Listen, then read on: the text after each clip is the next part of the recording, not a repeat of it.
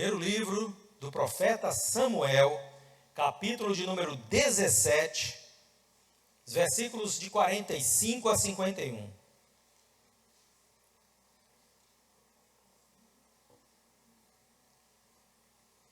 Amém? Diz assim um texto sagrado, até projetado aqui. Davi, porém, disse ao filisteu: você vem contra mim com espada, com lança e com escudo. Eu, porém, vou contra você em nome do Senhor dos Exércitos, o Deus dos Exércitos de Israel, a quem você afrontou. Hoje mesmo o Senhor entregará nas minhas mãos, eu o matarei, cortarei a sua cabeça, e hoje mesmo darei os cadáveres do arraial dos filisteus, as aves dos céus e as feras da terra, e toda a terra saberá que há Deus em Israel. Toda esta multidão saberá que o Senhor salva, não com espada nem com lança, porque do Senhor é a guerra, e Ele entregará todos vocês nas nossas mãos. E aconteceu que quando o filisteu se levantou e começou a se aproximar de Davi, o que é que está escrito aí?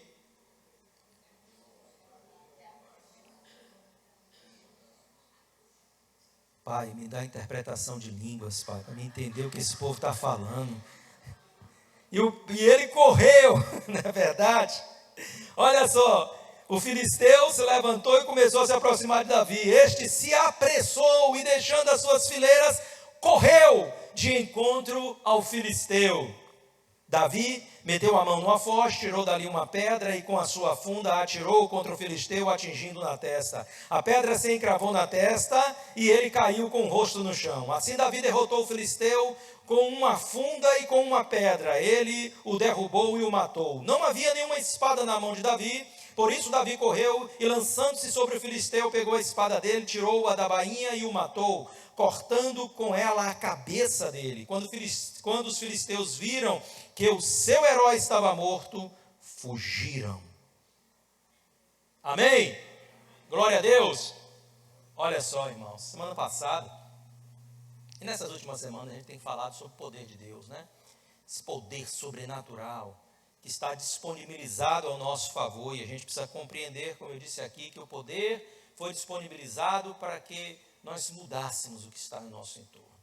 Existe um mundo caótico, existe um mundo que precisa conhecer a Deus, existe um mundo que só pode ser corrigido, só pode ser orientado ou reorientado através do entendimento da vontade de Deus para a vida do povo. E nós somos os agentes de Deus para esse processo de transformação. Deus nos quer usar, Deus nos quer abençoar, Deus quer fazer de nós vasos de bênção em suas mãos. É claro que o poder também nos toca para transformar o nosso interior, mas isso é uma mensagem para outro dia. Davi foi alguém, nós vimos aqui a semana passada, eu preguei sobre a atitude de Davi, porque ele era um homem de experiências, e quando somos homens e mulheres de experiências com Deus, não somos intimidados por aquilo que o inimigo tenta trazer como um empecilho, ou confrontar-nos, ou ofender-nos. Não vamos ficar intimidados com isso. O apóstolo Paulo, escrevendo a igreja dos Filipenses, né? Eu creio que no primeiro capítulo, eu não estou muito bem recordado, mas há um texto que ele diz lá, né, que nós não devemos ceder às intimidações dos inimigos. Nós não podemos estar intimidados pelos inimigos. Por isso, quando ele vai falar lá que nós devemos nos tornar mais dignos do Evangelho, e viver uma fé evangélica, uma pregação em relação a isso, uma vida em relação a isso, uma atitude sempre, né, que testemunha que nós somos verdadeiramente esse povo e que somos chamados pelo nome do nosso Senhor. Então, queridos, nós estamos sendo chamados para isso, para viver essa diferença. Davi fez isso. Davi era um crente em Deus. Nós não estamos falando da era da graça, Jesus não havia vindo ainda, né? Davi, ele viveu praticamente 1000 anos antes de Cristo, então é importante que a gente contextualize as coisas, tá? Mas ele era um crente na pessoa do seu Deus, ele já era uma pessoa ungida por Deus, havia um propósito de Deus a se desenvolver, a se desenrolar na sua vida, como você também é ungido de Deus, como há um propósito de Deus muito maior do que você tem vivido. Alguns de nós não têm alcançado a plenitude do propósito de Deus, porque nós temos buscado em primeiro lugar outras coisas, porque às vezes também nós não temos crido que Deus, Ele é suficientemente poderoso para nos levar a esse desfecho. Às vezes acontece isso conosco, irmãos, não é uma coisa talvez consciente, mas inconsciente. A gente tem medo, como foi aqui o exército de Israel. Oh, Deus nos quer levar à vitória, mas nós estamos intimidados pelos nossos adversários e não conseguimos avançar. Mas Davi, um homem de experiência com Deus, um homem que conhecia Deus, então ele entendeu o propósito de Deus, e Deus não poderia ficar sendo ali afrontado por aqueles incircuncisos.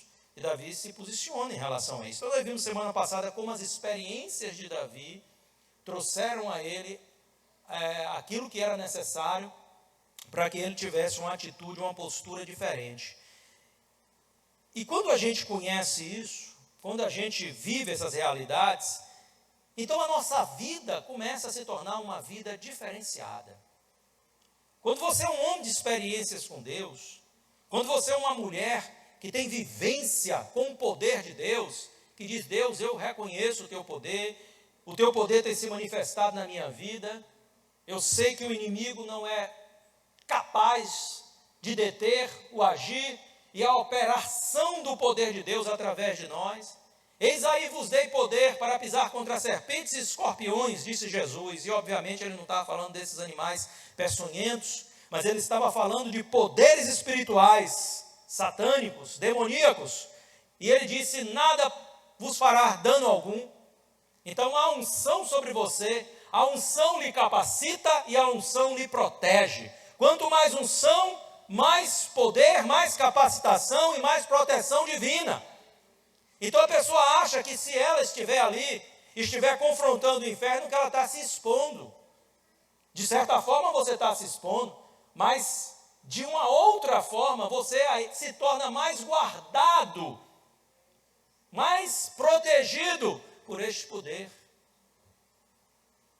A assistência de Deus é maior, o investimento de Deus é maior. E a gente podia falar sobre a aplicação da meritocracia nessa questão. Não existe mérito na nossa redenção.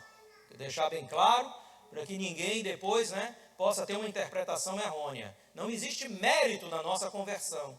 Todos pecamos, todos estávamos separados da glória de Deus e fomos resgatados por graça e não por mérito. Nada que tenhamos feito. Mas no reino de Deus, como em qualquer reino organizado, existe a aplicação do mérito. Então, quanto mais você busca, você tem. É assim ou não é? Quanto mais você planta, você colhe. Quem é que nos ensina isso? A Bíblia. A Bíblia. Então, quando você compreende a lógica bíblica, você vai entendendo estes nuances, esses detalhes da palavra de Deus. Não precisa ser um teólogo, porque eu estudei e fiz tantos cursos, isso e aquilo. Não precisa. O Senhor ilumina a tua mente, porque o Espírito do Senhor está em ti, e você tem a mente de Cristo. E você vai compreendendo as verdades de Deus. Então, a pergunta necessária é: se o poder de Deus está atuando na sua vida? E aqui é no sentido de você estar se enchendo desse poder, de você estar buscando este poder, de você estar permitindo que este poder seja canalizado através da sua vida. Porque uma coisa, queridos, é você crer, outra coisa é você viver aquilo que você crê. Você pode dizer: eu creio que Deus cura, mas você tem vivido isso na sua vida? Você tem vivido essa realidade na sua vida? Eu creio que Deus prospera. Quem crê que Deus prospera aí? Deus é Deus de prosperidade ou não é? Deus é Deus de prosperidade. Então, se eu creio que meu Deus é Deus de prosperidade, e eu tenho esta convicção não mediante a qualquer tipo de doutrina humana, mas através da doutrina bíblica, que nos diz que nosso Deus é um Deus de prosperidade, então eu não vou aceitar viver aquém daquilo que Deus quer que eu viva. Eu quero ser uma pessoa próspera. E o conceito de prosperidade, obviamente, aqui não é que você seja uma pessoa que esbanje dinheiro, nem rasgue dinheiro por aí. É que você seja uma pessoa que tenha o suficiente para você e mais, sobreje para as boas obras. Estou falando do ponto de vista financeiro, poderíamos falar de prosperidade de alma, de tudo, porque a nossa vida é abundante. É abundante. Mas nós temos que nos focar aqui, então, olha só, viver este poder de Deus. E o poder de Deus está liberado.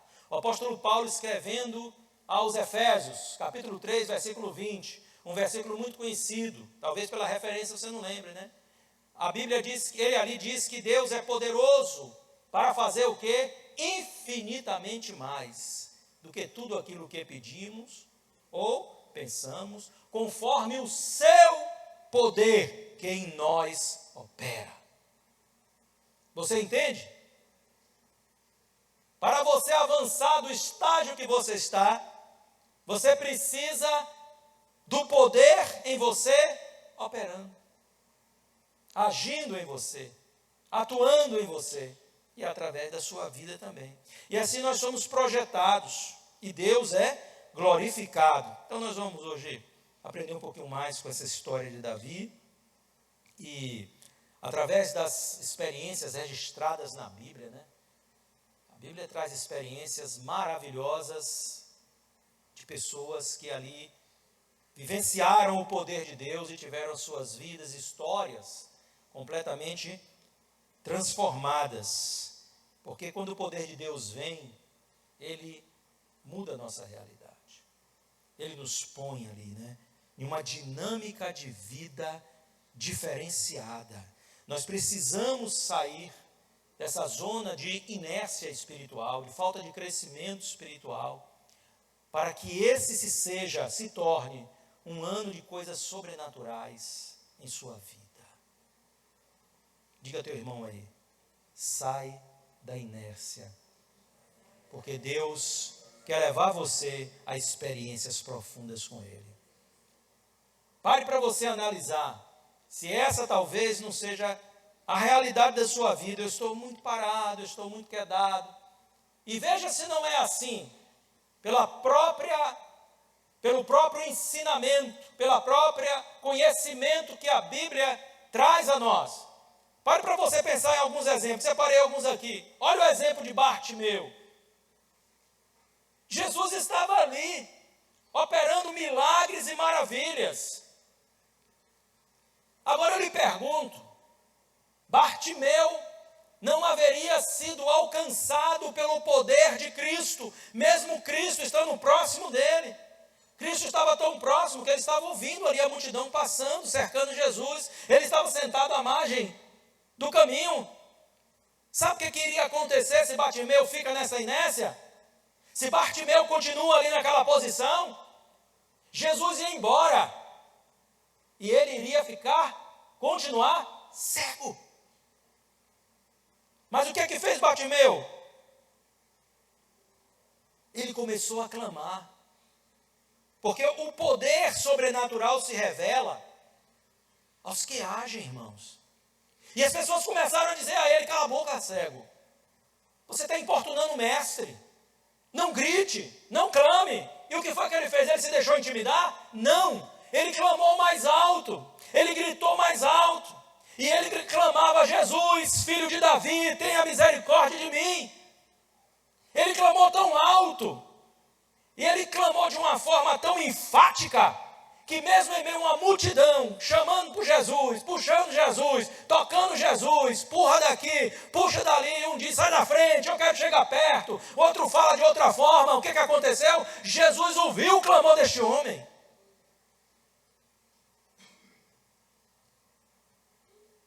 Se ele fica na sua inércia, cruza os braços e diz, eu quero ver se Jesus não vai me curar, eu quero ver se ele não vem aqui falar comigo, eu quero ver, Jesus fala com todo mundo, só não fala comigo.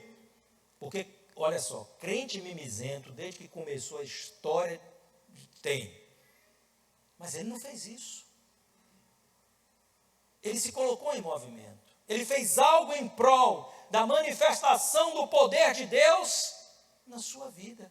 E Jesus diz, para todo mundo aí, chama esse cego, traz ele aqui. O que tu queres que eu te faça? Senhor, que eu torne a ver. que mostra que um dia ele já veio, teve uma doença nos olhos, ninguém sabe o que era, e ficou cego, né?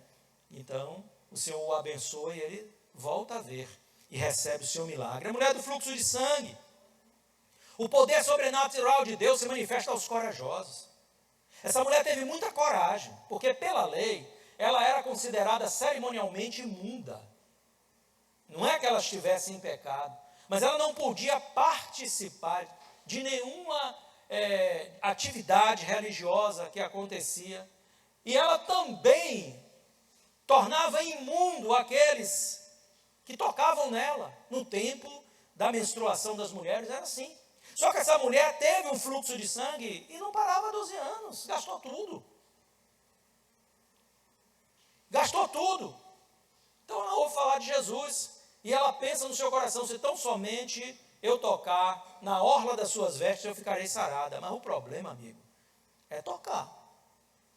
Porque para tocar você tem que vencer os seus medos.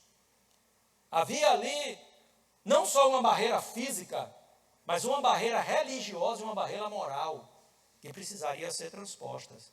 E não porque era uma imoralidade que ela estava fazendo, mas pelo conceito, né? Dizer, eu sou uma pessoa ética, eu não posso fazer isso.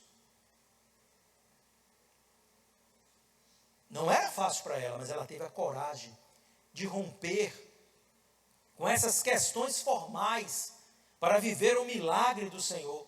E não que as questões formais elas venham a ser ruins, mas elas não podem determinar os acontecimentos da coisa. Essa é a diferença. Nós precisamos entender que os ritos não devem determinar a nossa fé, a nossa ação em busca de Deus. Os princípios, sim. Mas não é uma liturgia. Se Deus mandar parar a mensagem e que a gente comece a orar aqui por cura e libertação, a gente vai dizer, não, porque o tempo da mensagem tem que ser cumprido, não vamos fazer isso, Senhor, me desculpe, mas está fora do rito e eu não faço. Pelo amor de Deus. Então ela vence, ela teve coragem. Nós temos o exemplo daquela mulher sírio-fenícia. O poder de Deus se revela quando nós não nos deixamos dominar pelo emocional, mas quando nós trabalhamos pela fé e razão.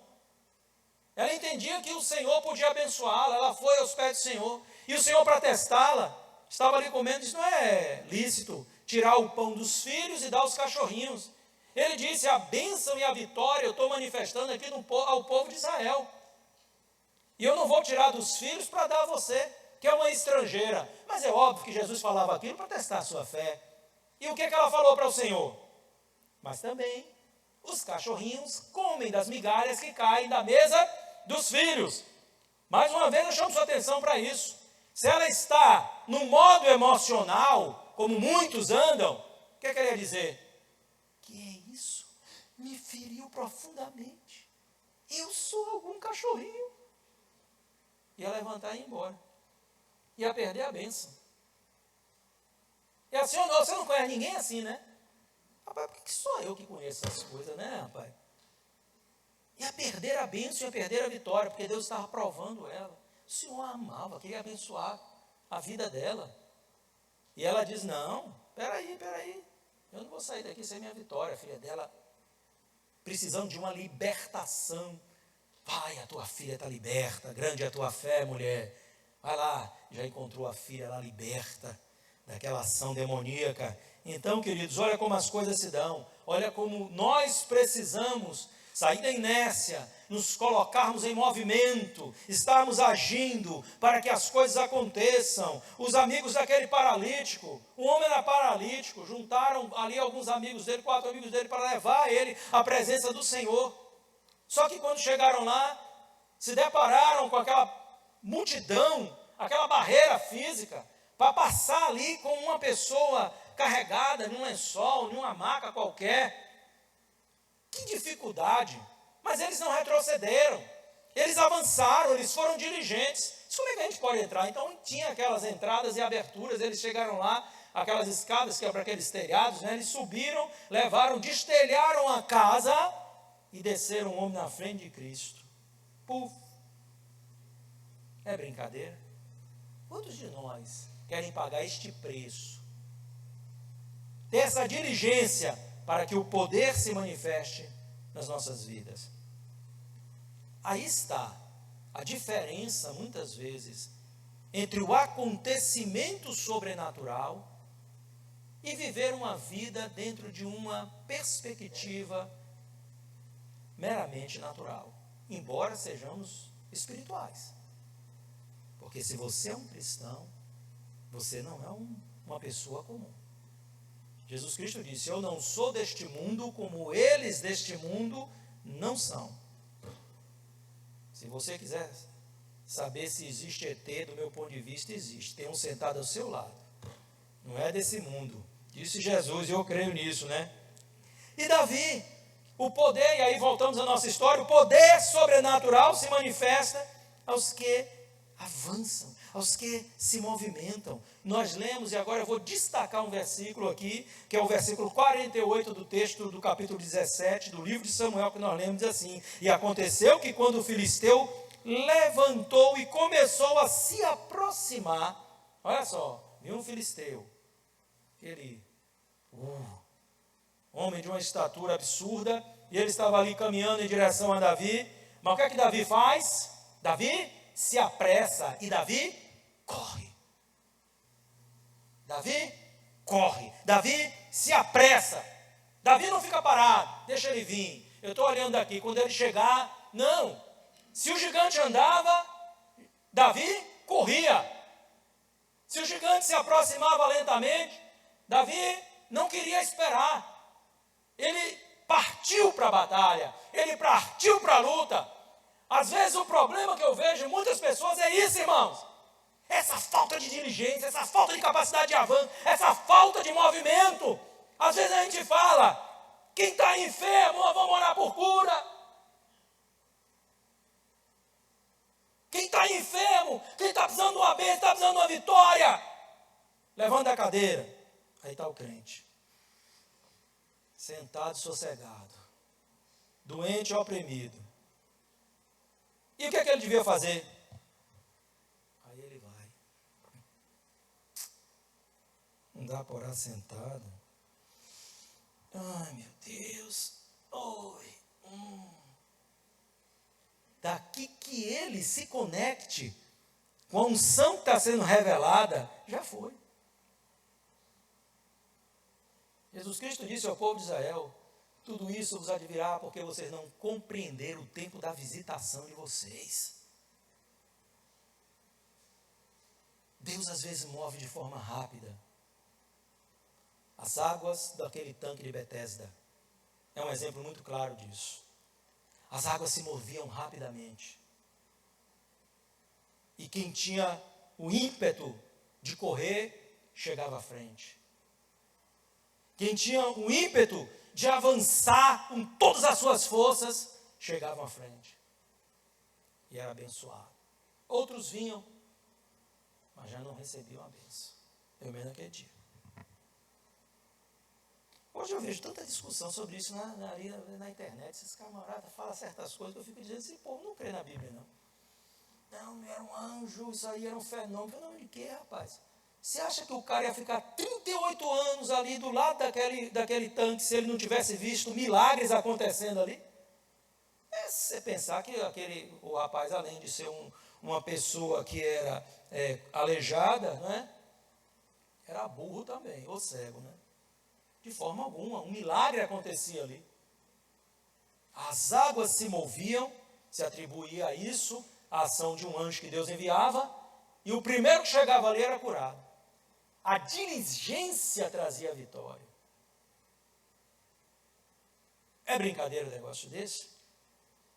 Ah, pastor, mas tinha gente que não conseguia se movimentar. Você vai falar com Deus, não é comigo. Eu só estou apresentando os fatos. Era assim que acontecia. Dessa forma que acontecia. Como Deus não faz nada à toa, além de curar, Deus estava dando uma lição. Isso é importante da gente reconhecer. Então eu quero que você entenda que para você viver este nível de vida espiritual, este nível de poder na sua vida, você precisa avançar espiritualmente. Você precisa avançar com Deus. Declare nessa manhã, em 2024. Olha.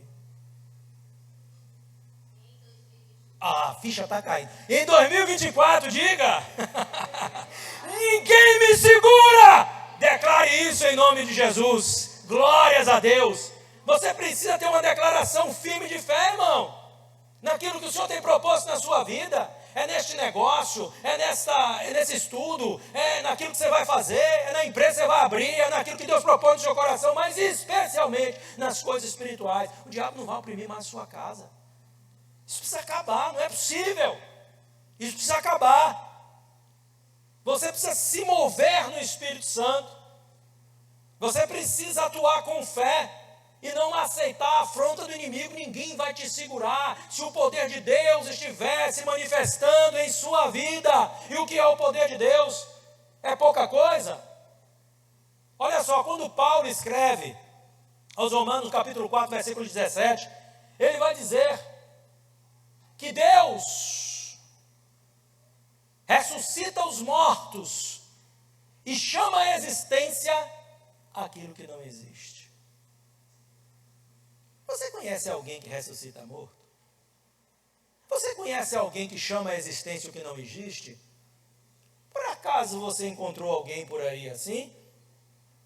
Você encontrou aí algum líder religioso, algum líder político? Qualquer coisa que tenha poder de vencer a morte com a sua palavra ou em seu nome, porque no nome de Cristo mortos são ressuscitados. Você conheceu alguém? Não, você não conhece. Porque este é um poder que só Deus tem. E se nós nos movermos no poder de Deus, então nós vamos avançar. Agora, o nosso avanço é determinado por estágio, como foi o de Davi. E aí quem tem que compreender. Como é que eu avanço, pastor? Vamos lá, vamos ver os estágios aqui para a gente finalizar. Vamos falar sobre alguns estágios da ativação do poder sobrenatural de Deus na vida de Davi. Porque não é um interruptor que você liga lá na tomada. Se fosse era bom, né, irmão? A gente botava a tomada do poder.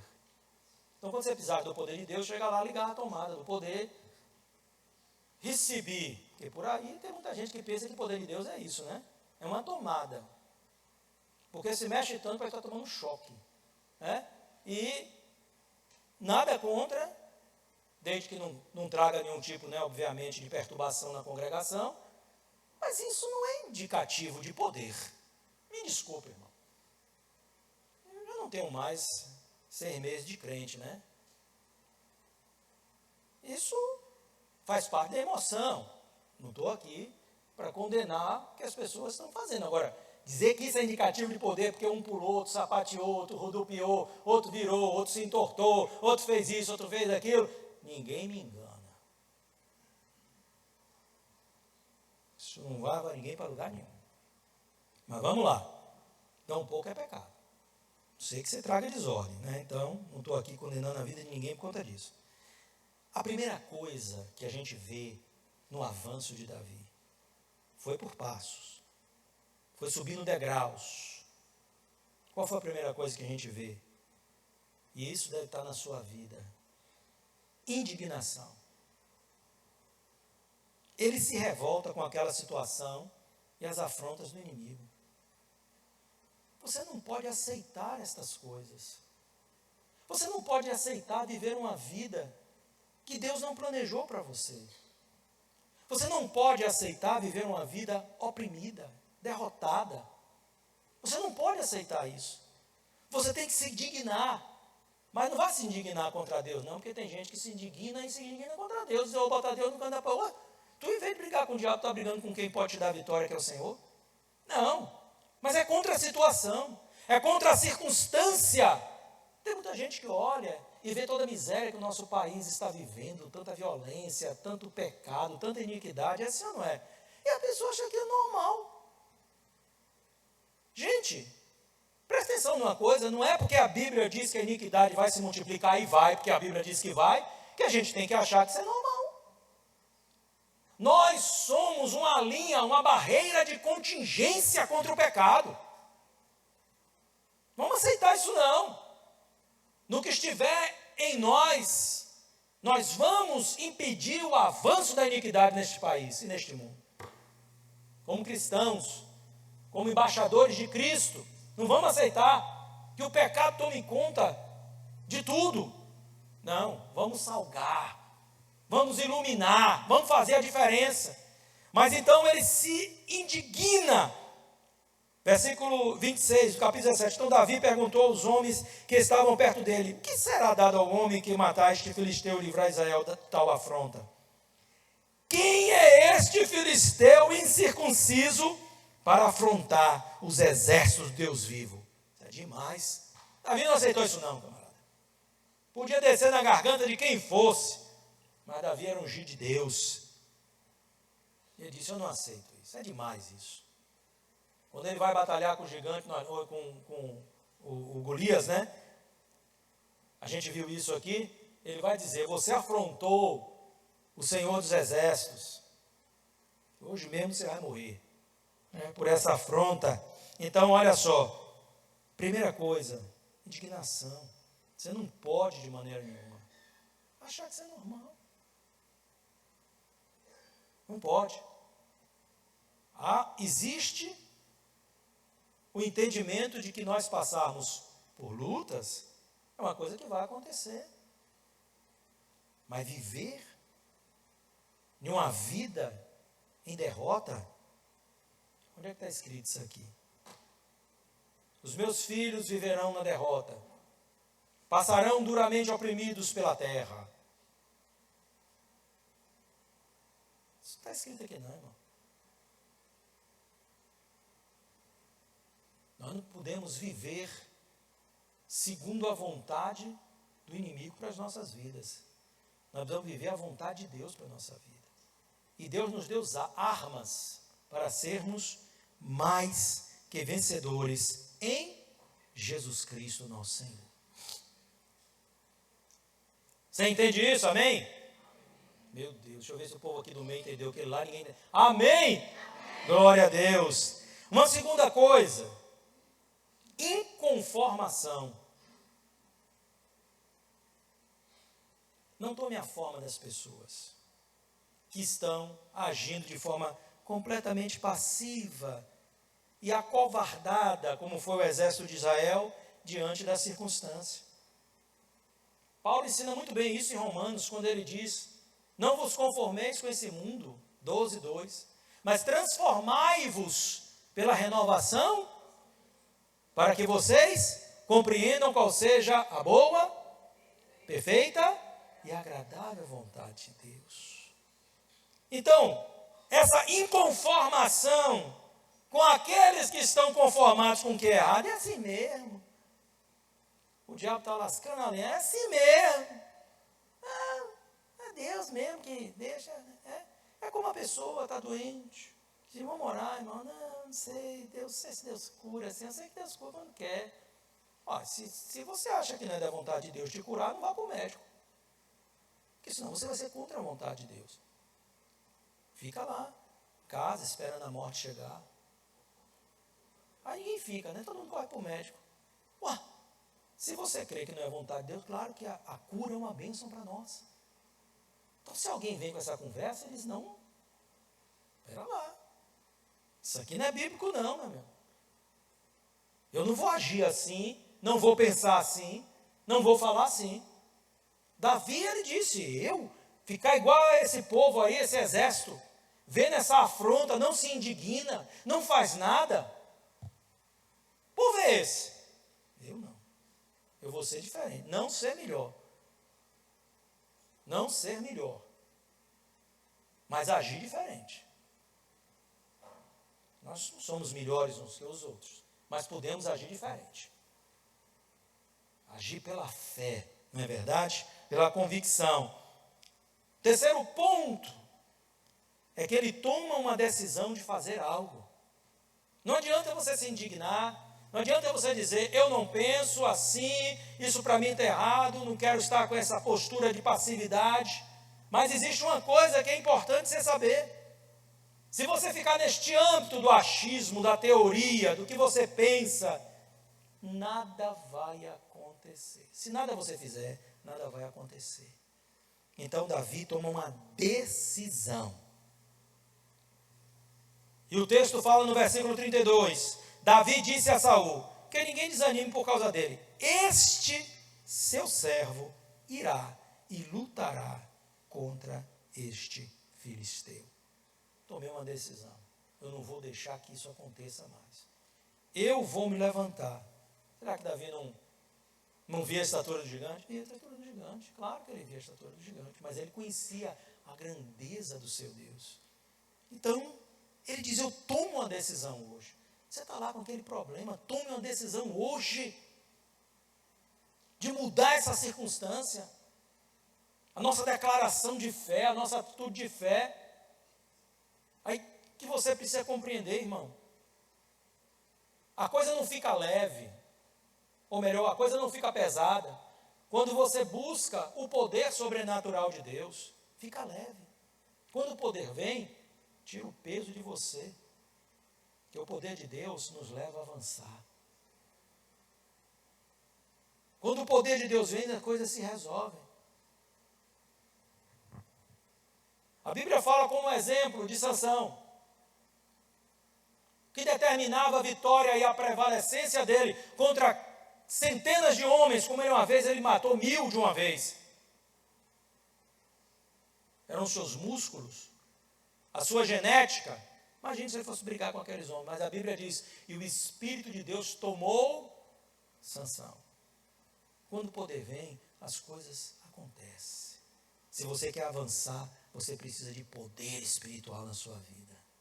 Se você quer romper barreiras, limites que estão impostos, a gente precisa de poder espiritual em nossa vida, irmão. Para que a gente tenha uma vida de avanço em 2024. Então, a decisão de fazer alguma coisa. Mas existe algo que é muito importante, a legalização. Olha o que Davi fez, ó. Ele se põe debaixo da autoridade.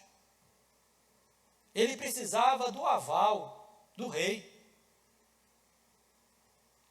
Isso tem uma simbologia para nós. E ele disse aqui, ó, e continuou, no versículo 37, o Senhor me livrou das garras do leão, das garras do urso, ele me livrará das mãos deste filisteu. Então Saul, o rei, disse a Davi, vá, e que o Senhor esteja contigo.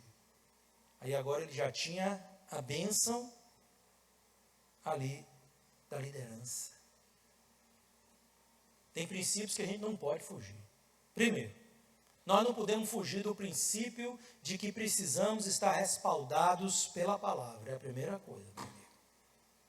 Não adianta ninguém te abençoar se você não está vivendo o princípio da palavra ou não está baseado na palavra para fazer aquilo que você pretende fazer. Você precisa ter direção de Deus. Você precisa ter bênção de Deus. E você precisa ter bênção daqueles que estão sobre sua vida. Para que você haja debaixo de uma legalidade. Eu vejo muito cristão que quebra a cara. E por que quebra a cara? Quebra a cara porque não consulta a Deus. Quebra a cara porque não está no princípio da palavra. Quebra a cara porque dá ouvido a quem não deve. Porque nem todo mundo está na dimensão da sua fé. E na dimensão daquilo que Deus quer fazer. Por isso você precisa saber a quem você se reporta.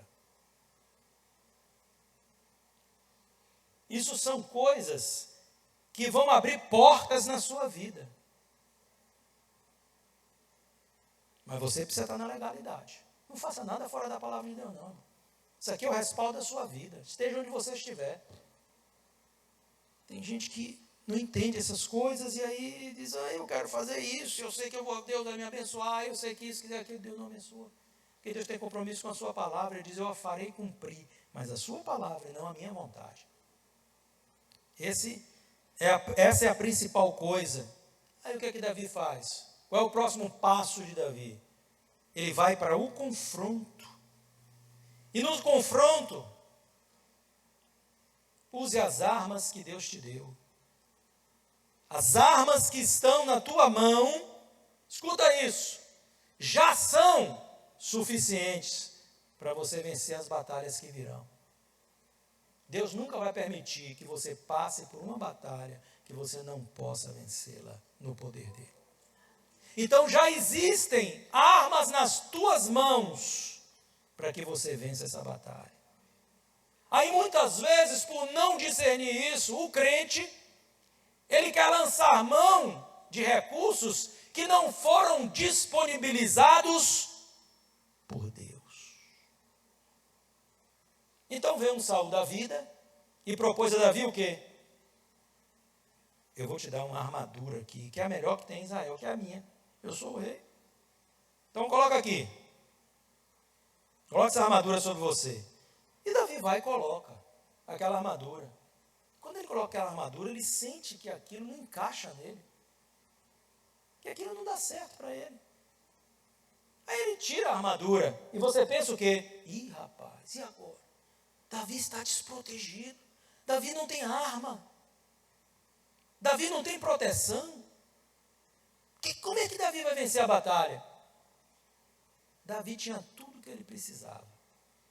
Se Davi pega uma espada para lutar com aquele gigante, não seria a melhor estratégia. Deus pode dar vida a pode, mas não seria a melhor estratégia. Davi tinha tudo que ele precisava. O que é que Davi tinha? A Bíblia diz que Davi pegou o seu cajado e a sua funda.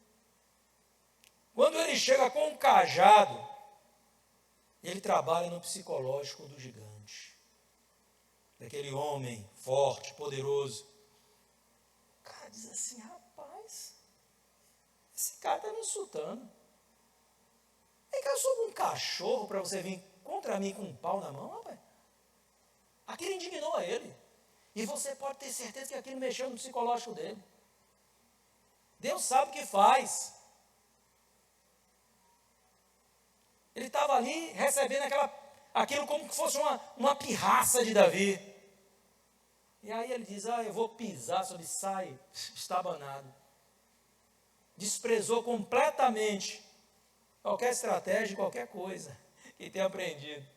Porque ele já estava irado com aquela afronta de um rapaz jovem, com um cajado que ele interpretou ali, né, um pedaço de pau na mão. Brigar com ele, um pedaço de pau na mão, velho. Pelo amor de Deus, não. Aí, pronto, deixa. Eu quero que você saiba que você tem tudo o que você precisa em sua mão, na sua vida, que Deus já lhe deu. Presta atenção. Pai, eu quero esse novo negócio. Você já tem a capacidade aqui. Na sua mente. Se Deus está impulsionando você, Ele já preparou você. Só não vai para onde Deus não te mandou. Se Deus te mandou na direção, o GPS já está aqui, ó, na sua mente. Ele vai te dar a capacidade de fazer aquilo que seja necessário fazer para o sucesso daquele empreendimento. É por isso que às vezes a gente sai de algumas enrascadas e a gente fala, uau! Mas é porque Deus já nos preparou. Moisés disse, rapaz, Deus está me chamando para me voltar para o Egito e confrontar Faraó. Mas como que eu vou fazer isso? Ele disse, gente, muito simples, o que é que você tem na sua mão? Ele disse, eu tenho uma vara, um cajado. Ele joga isso no chão. E quando ele jogou, o sobrenatural se manifestou. Uau! E Deus disse, você entende? Você não precisa de uma arma a laser especial. Você não precisa de uma bomba atômica. O meu poder já está sobre sua vida, rapaz. Na sua mente. Eu não consigo falar. Ele não dizia que não conseguia falar. Julgou o povo. Legislou sobre o povo. Uma multidão. Falou. Cadê o gado? Cadê o de língua pesada? Pensou que não conseguiria liderar. Liderou o povo. Se tornou o maior líder de todo Israel. Esses dias eu vi uma entrevista de Benjamin Netanyahu. E ele disse, né? O nosso grande líder Moisés nos ensinou isso. E eu fiquei pensando. Eu disse, olha Moisés, rapaz, é incrível, né? Incrível as coisas. Ele citando ali Moisés no mundo moderno. No mundo, depois de mais de 3.500 anos. E uma geração incrédula, acho que teve gente que olhou para ele e disse, será que esse cara acredita nisso mesmo? E ele citou esta figura, esse ícone chamado Moisés. Maravilhoso demais. Olha, é bom demais. É bom demais a gente conhecer e saber a palavra de Deus. E Deus usa Moisés. E por fim, vamos finalizar aqui para a gente fazer a celebração da nossa ceia. A convicção, porque sem fé não haverá vitória. Quando ele parte para aquele filisteu, eu não vou ler todos o texto, mas ele diz àquele filisteu: hoje mesmo o Senhor entregará você nas minhas mãos. Hoje mesmo. O que ele está dizendo? Eu não tenho nenhuma dúvida de que a vitória vai chegar. Não tenho nenhuma dúvida de que o inimigo vai cair por terra. Eu não tenho nenhuma dúvida de que o nome do Senhor será glorificado na minha vida. Nós precisamos compreender essa realidade. Quem se move na fé não se decepciona, porque a fé move as montanhas. Tu tiveres fé, tamanho de um grão de mostarda, dirás a este monte: sai daqui, lança-te no mar, e ele assim fará. O que Deus quer é que você tenha uma fé que vá muito além ao tamanho de um grão de mostarda. Se é para ser uma semente, que a tua fé seja pelo menos um caroço de manga. Amém? Glória a Deus.